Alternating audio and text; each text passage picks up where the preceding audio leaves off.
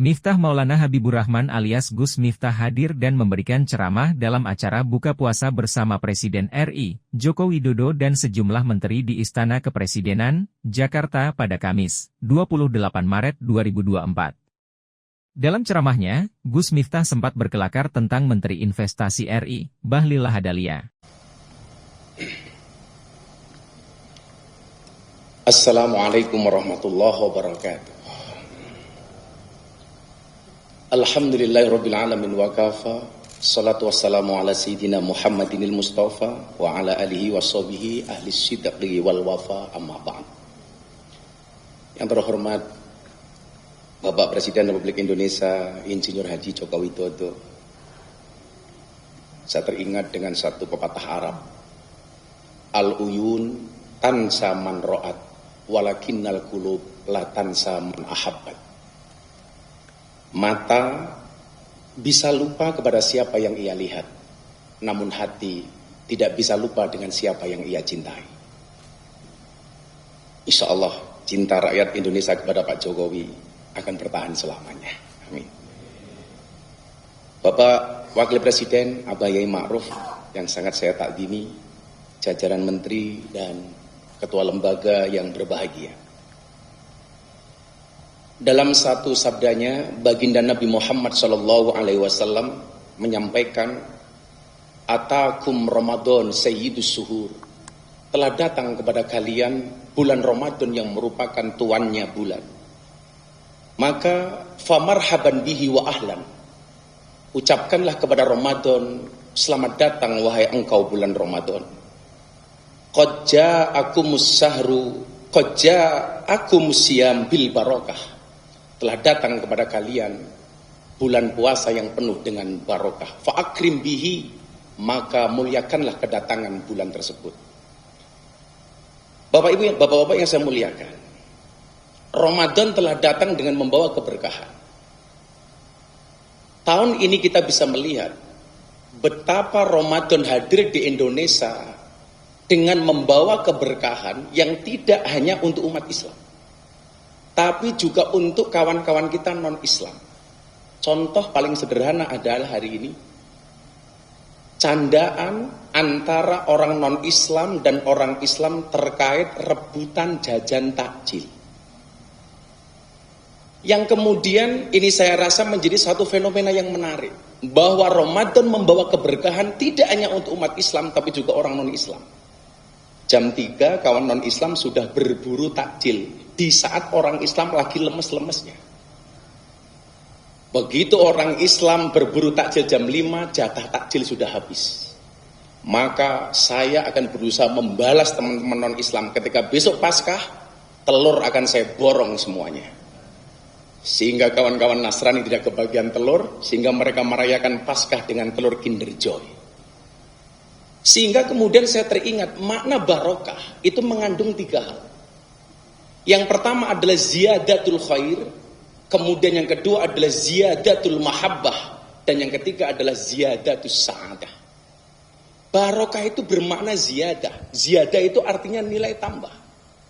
Yang pertama bertambah apanya? Ziyadatul khair, bertambah nilai kebaikannya.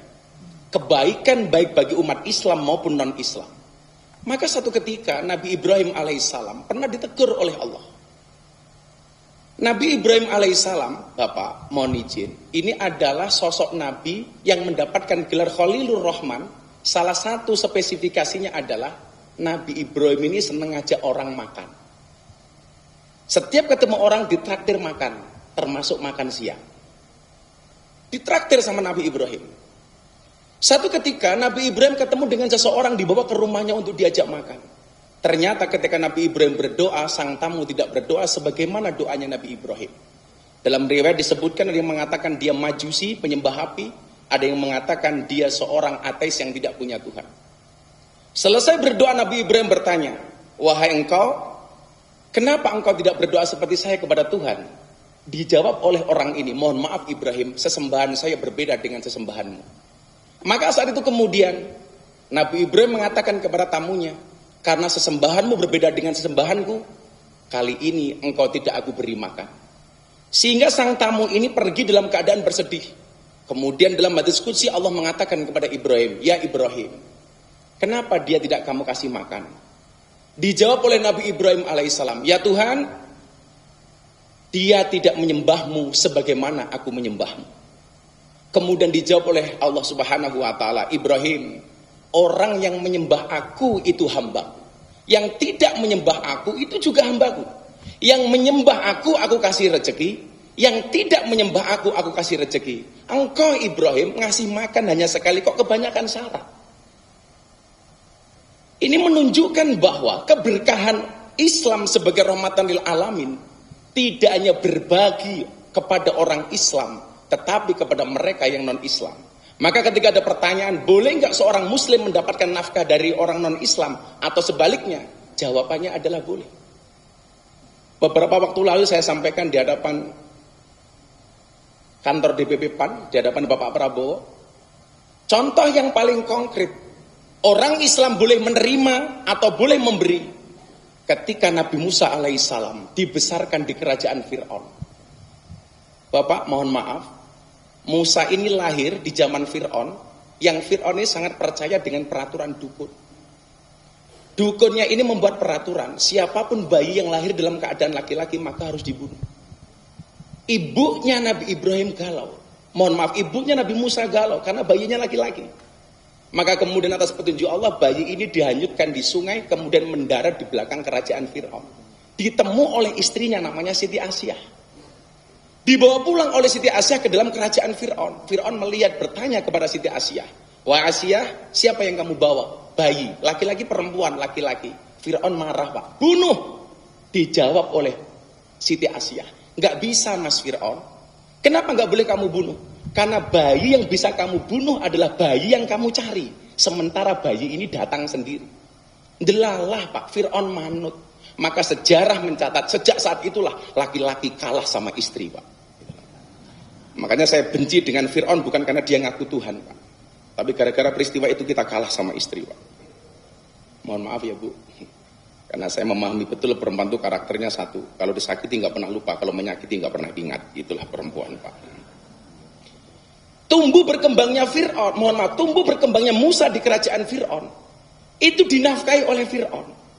Ini menunjukkan apa? Jangankan kepada oleh orang non-Islam yang berbagi dengan kita, orang yang ngaku Tuhan sekalipun masih boleh berbagi dengan kita. Begitu juga sebaliknya.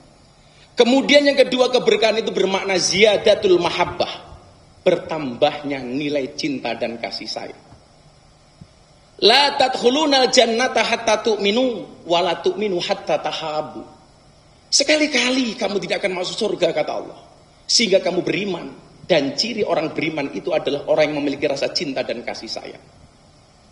Satu saat umatnya Nabi Musa alaihissalam dilanda kekeringan panjang, sehingga banyak warganya, umatnya Nabi Musa yang meninggal dunia karena kelaparan. Saat itu Nabi Musa mengajak umatnya untuk melaksanakan sholat istisqa. Sekali sholat istisqa, Allah belum berkenan menurunkan air hujan. Kedua kalinya sampai ketiga kalinya belum juga turun air hujan. Maka kemudian yang terjadi adalah Nabi Musa mengatakan kepada Tuhan, Tuhan, sudah 3 kali kami sholat istisqa, kenapa engkau tidak menurunkan air hujan? Dijawab oleh Tuhan, Musa, aku tidak mungkin menurunkan air hujan kepada kalian selama ada di antara umatmu yang tidak akur, tidak rukun, saling bermusuhan, apapun persoalannya. Maka kalau engkau menginginkan aku menurunkan air hujan, jadikan umatmu umat yang rukun. Jadikan umatmu umat yang akur, sehingga membawa rahmat untuk umatmu. Itu artinya kalau bangsa ini ingin mendapatkan rahmatnya Allah, gak ada alasan apapun bagi kita, apapun masalahnya, kecuali menjaga kerukunan. Coba kita melihat bagaimana kisah seorang badui datang ke masjidnya Nabi kemudian kencing di dalam masjid. Semua sahabat marah kepada sang badui, dimaki, dihina, dicaci. Hanya Nabi yang tidak mencaci si badui. Karena dicaci maki, kemudian si badui ini mengangkat kedua tangannya, kemudian dia berdoa kepada Allah Subhanahu wa taala, Allahumma arhamni wa Muhammadan wa la tarham ma'ana ahadan. Tuhan, kata badui, orang yang ada di sini yang engkau kasih cuman aku sama Muhammad. Yang lain enggak wahai Tuhan. Kenapa? karena yang lain mencaci saya, kata Badui. Yang lain mencaci Muhammad tidak, wahai Tuhan. Maka yang perlu engkau kasih hanya aku dengan Nabi Muhammad. Mendengar jawaban doa si Badui ini, Nabi kemudian bersabda, laqad tahajjar tawasian. Badui, kamu itu egois. Kamu itu egois. Rahmat Allah itu untuk siapapun. Kalau pola pikirmu seperti itu, berarti kamu mempersempit rahmatnya Allah. Kadang-kala kita egois, mempersempit rahmatnya Allah. Ketika kita berbuat salah, kita tahu bahwa Allah itu Ghafir, maha pengampun. Tapi ketika orang lain salah, kita mengatakan syadidul iqab, bahwa Allah itu maha pengazab. Sehingga seolah-olah ketika berbicara rahmat itu hanya untuk NU, rahmat itu hanya untuk Muhammadiyah, rahmat itu hanya untuk kita, tidak untuk yang lain. Ini namanya tahajjar tawasian, mempersempit rahmatnya Allah. Sehingga satu ketika Nabi Muhammad SAW ketemu dengan Wahsy. Wahsy ini yang membunuh pamannya Nabi, namanya Sayyidina Hamzah. Sayyidina Hamzah ini siapa? Ahabban nas ila Rasulillah. Orang yang paling dicintai oleh Nabi Muhammad SAW. Sehingga Nabi ini ketemu nggak mau. Satu saat Wahsy menyatakan bertobat, kemudian masuk Islam, diterima Pak sama Nabi. Tapi apa kata Nabi? Yaudah, tobat kamu saya terima. Tapi bahasa hariahnya Kanjeng Nabi ini menolak. Kamu tobatnya saya terima, tapi tolong jangan sering-sering ketemu saya. Jadi kita itu harus sadar diri, Pak. Kalau memang kita itu dengan orang itu kira-kira senang sama kita tapi jengkel kalau ketemu kita, ya jangan ketemu, Pak. Makanya saya sering bilang, percaya diri itu penting, tapi sadar diri jauh lebih penting. Akhirnya orang ini tobatnya diterima, tanpa kemudian harus membenci yang membunuh pamannya sendiri. Demikian juga kemudian, hasanah-hasanah yang diperlihatkan oleh guru-guru kita, almarhum Kiai Haji Abdurrahman Wahid. Ketika kemudian di zamannya dimusuhi, saat itu beliau sedang rapat bersama dengan para kiai. Diawasi sama intelijen. Gus Dur tahu kalau rapatnya diawasi oleh intelijen, kemudian dia mengatakan kepada para kiai, hayya natakalam bil lughatil arabiyyah. Mulai sekarang kita ngomongnya pakai bahasa Arab saja. Intelnya pulang, Bapak. Pusing, ini ngomong apa? Akhirnya intelnya ditanya sama komandannya. Intel, apa tadi hasil rapat Gus Dur dan para kiai? Dijawab sama komandan intelnya, aman, Bapak. Gus Dur dan para kiai hanya saling mendoakan. Hasanah-hasanah inilah yang kemudian membalas kejelekan orang lain dengan kebaikan yang bisa kita lakukan. Ini namanya ziyadatul mahabbah, menambahkan rasa cinta dan kasih sayang. Kemudian yang ketiga adalah ziyadatus sa'adah, bertambahnya nilai kebahagiaan. Tentunya dari semua proses yang kita alami hari ini, tinggalkan semua kesedihan, kita sambut dengan kesenangan. Maka mohon maaf, Bapak, rata-rata presiden dalam Islam itu rata-rata punya pelawak, punya orang yang lucu. Harun Ar-Rasyid itu punya penghibur yang sangat mustajab, namanya Abu Nawas. Dulu konon Pak Soeharto itu ketika beliau susah itu ngundang pelawak dari Jogja namanya Basio. Tapi saya yakin, Pak, kalau Pak Jokowi ini tidak perlu ngundang pelawak, karena sudah punya menteri yang lebih lucu daripada pelawak. Bahlil, gitu loh. Maka kadang-kadang saya curiga, jangan-jangan Pak Bahlil ini jadi menteri bukan karena prestasi, tapi karena lucu. Mungkin kalau Gus Men tahu, Gus Dur juga nggak punya pelawak. Jadi kalau hasanah para wali, presiden itu rata-rata dikawal oleh wali. Sebagaimana Raden Patah dikawal Wali Songo. Joko Tingkir dikawal Kanjeng Sunan Kalijogo.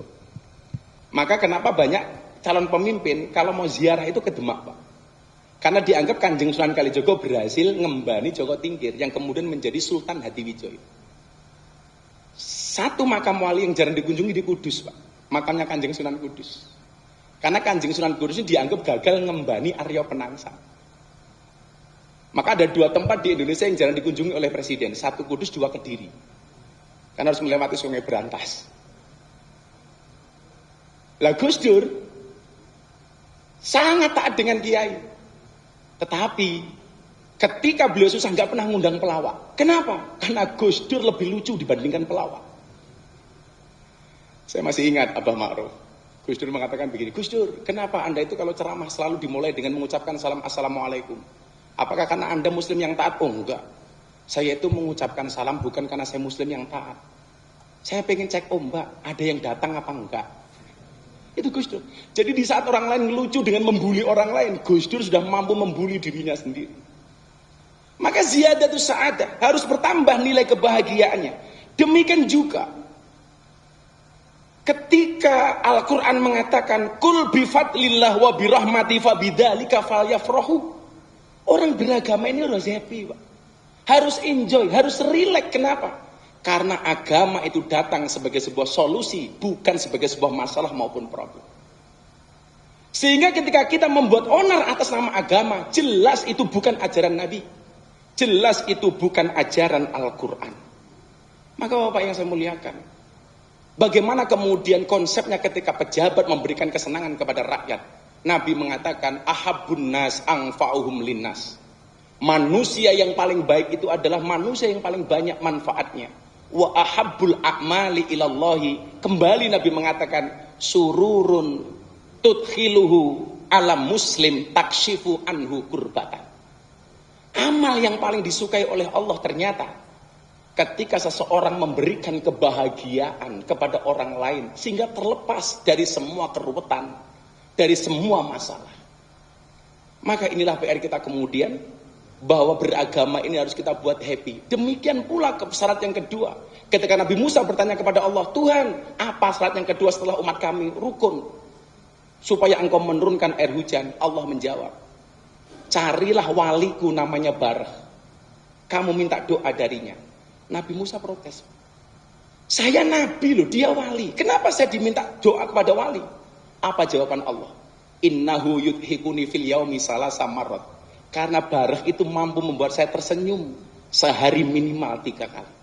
Jadi ternyata apa? Allah pun juga bisa diajak guyon dan bercanda. Maka ketika Nabi Musa datang kepada Barah, dia mengatakan, Barah, silakan kau berdoa.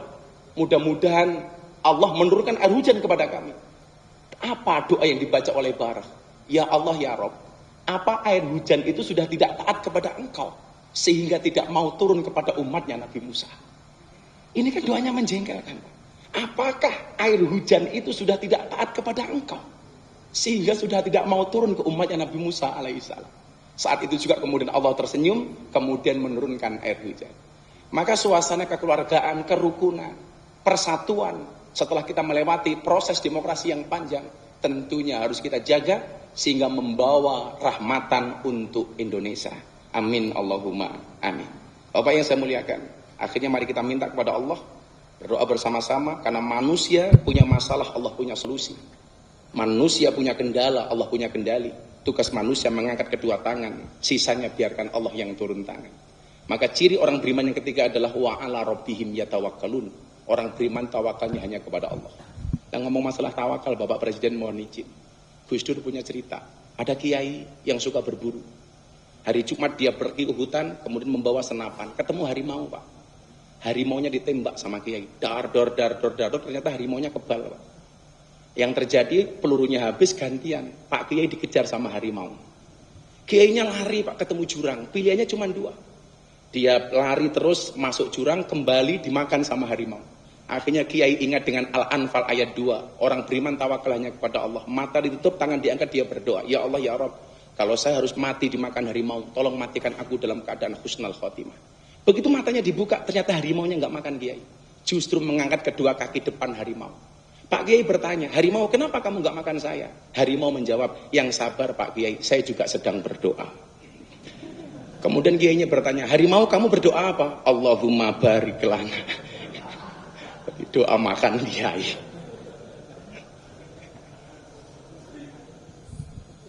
Akhirnya Bapak yang saya muliakan, sebelum kita berdoa, saya ajak semuanya untuk kirim hadiah Fatihah untuk sahabat-sahabat kita di Palestina. Untuk sahabat-sahabat di Gaza, Palestina, Al-Fatihah.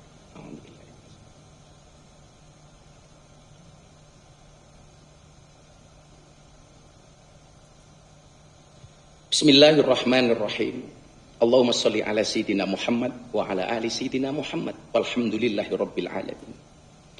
Allahumma inna nas'alukal quwwah wal istita'ah fi siyami syahri Ramadan. Bidzalika syahril karim binaili lailatil qadari kulla lailin birahmatika ya Allah wa bi syafaati rasulika syafi' wa bi barakati ashabil karamah ashabil barakah wal anwaril asrar bidzalika ya Allah fauzan azima fauzan azima fauzan azima hatta nilna husnal khitam husnal khatimah husnal khatimah husnal khatimah. Ya Allah, jadikanlah negeri kami sebagai negeri yang maju yang Engkau ridhoi.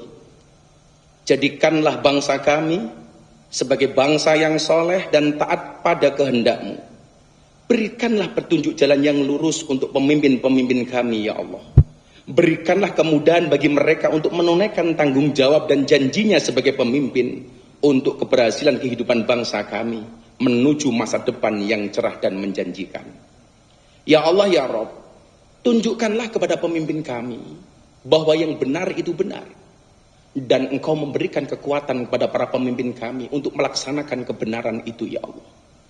Tunjukkanlah kepada mereka, ya Allah, bahwa yang salah itu salah. Dan Engkau memberikan kekuatan kepada mereka untuk meninggalkan kesalahan itu, ya Allah. Ya Allah, ya Tuhan kami, hindarkanlah kami bangsa Indonesia dari malapetaka, dari bala dan bencana, kekejian dan kemungkaran, sengketa yang beraneka, kekejaman dan peperangan, baik yang tampak maupun yang tersembunyi. Dalam negara kami khususnya, ya Allah, dan dalam negara kaum muslimin umumnya, ya Allah. Sesungguhnya Engkau, ya Allah, yang maha berkuasa atas segala sesuatu. Allahumma rabbana taqabbal minna sholatana wa siyamana wa qiyamana wa ruku'ana wa sujudana wa qu'udana wa tadarru'ana wa tahassu'ana wa ta'abudana wa tamim taksirana ya Allah ya rabbal alamin. Allahumma innaka afuwun karim tuhibbul afwa fa'fu anna ya karim. Allahumma innaka afuwun karim tuhibbul afwa fa'fu anna ya karim. Allahumma innaka afuwun karim tuhibbul afwa fa'fu anna ya karim. Rabbana amanna bima anzalta wattaba'na rasul faktubna ma'asyahidin walhamdulillahi rabbil alamin. Bapak Presiden dan Bapak Yai Wakil Presiden, terima kasih. Sebagaimana disampaikan sama Abah Ma'ruf, kenapa orang berpuasa walaupun haus, lapar, dahaga, dia mampu bersabar? Jawabannya adalah karena orang berpuasa yakin adzan maghrib pasti datang. Terima kasih. Assalamualaikum warahmatullahi wabarakatuh.